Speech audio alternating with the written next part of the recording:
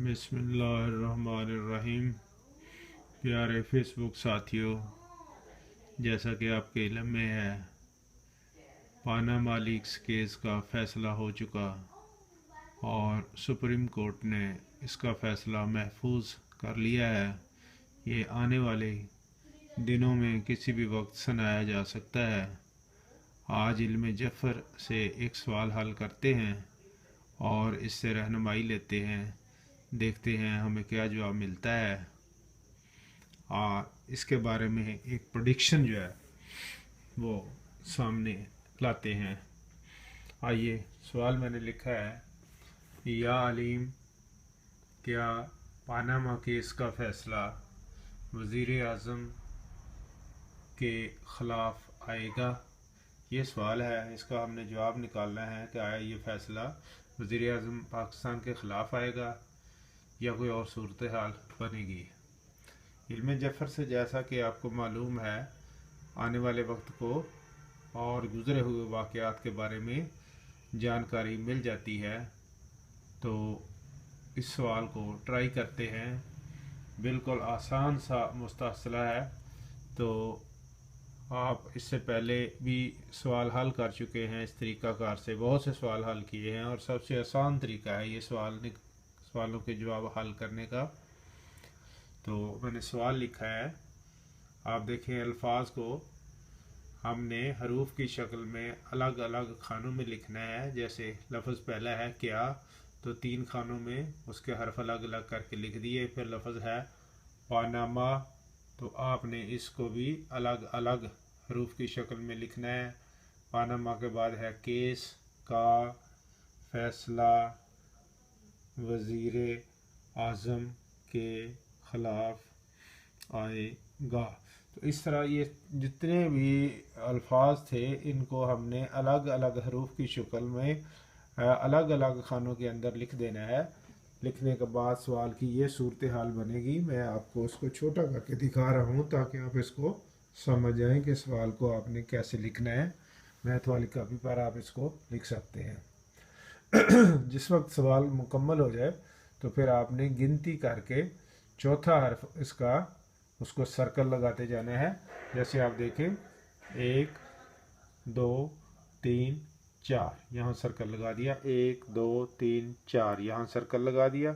1 2 3 4, यहाँ सर्कल लगा दिया। 1 2 3 4, 1 2 3 4, 1 2 3 4, 1 2 3 4, 1 2 3 4, 1 2 3 4। आखिर पे बचने वाले ये हर्फ जो हैं, ये इनको वैसे ही लिख लिया।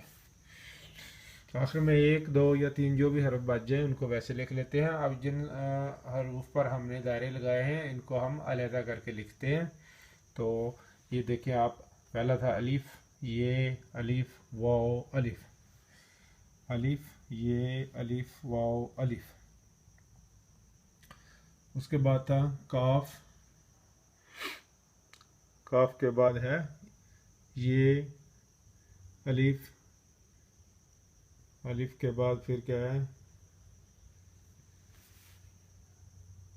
इस तरह ये फे आ गया। 1 2 3 4 फे है, फिर ये है, फिर अलिफ है। तो ये अलिफ फे ये अलिफ। आपने जिन हरूफ पर दायरे लगे हैं वो सब के सब हरूफ आपने नीचे लिख लेने हैं। इनको हम जवाबिया हरूफ कहते हैं।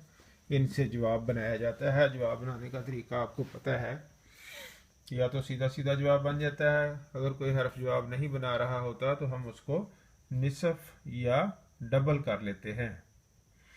तो देखते हैं क्या जवाब बनता है। ये अगर आप देखें तो ये जो 2 लफ्ज़ बन रहे हैं, ये लफ्ज़ गा बन रहा है, इसको मैं नीचे ले आता हूँ। गा, ये लफ्ज़ आए बन रहा है, आएगा, یہ بھی لفظ آئے بن رہا ہے۔ اب یہ جو لفظ باقی بچ گئے ہیں ہم ان کو دیکھتے ہیں۔ یہ ہمارے پاس یہ ہے، اس کا نظیرہ اگر لیں تو خے بنتا ہے، یہ واو ہے، اس کو ڈبل کریں تو لام بنتا ہے، اور یہ الف نیچے لائیں تو یہ 3 حرف بن گئے، اور ادھر یہ ہمارے پاس فے پڑا ہے، یہ 4 لفظ بن گئے۔ اب ان کو میں اکٹھا کرتا ہوں، یہ 3 یہ ہیں، 1 یہ ہے، تو یہ لفظ بنتا ہے خلاف۔ خلاف آئے گا، تو جواب بڑی آسانی کے ساتھ نکل آیا کہ یہ جو پاناما کیس ہے اس کا فیصلہ وزیر اعظم کے خلاف آئے گا۔ اب آنے والوں دنوں میں ہم نے انتظار کرنا ہے کہ سپریم کورٹ جب فیصلہ سنائے گی تو ہم دیکھیں گے کہ ہماری پریڈکشن جو ہے وہ صحیح ہے یا غلط ہے۔ علم جعفر نے جو ہماری رہنمائی کی ہے ہم اس سے صحیح جواب بنا سکے ہیں یا نہیں بنا سکے ہیں، آنے والا وقت اس کی تصدیق کرے گا۔ السلام علیکم ورحمۃ اللہ وبرکاتہ۔